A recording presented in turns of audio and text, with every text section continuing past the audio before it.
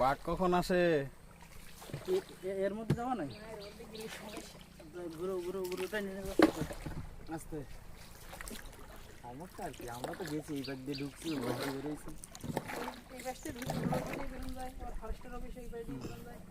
ওই পাশে দোকান নিষেধ না? দেখা গেলো যে তাদের আমাদের জন্য রিস্ক, বুঝছেন? হ্যাঁ আমাদের জন্য রিস্ক। ওরা তো বন যারা দেখাশোনা করে ওদের তো, ওরা তো দায়িত্ব পালন করবে। হ্যাঁ, তো বন্দুক আছে সাথে। হ্যাঁ, আচ্ছা, এদিকে কি বাঘটাক দেখা যায়?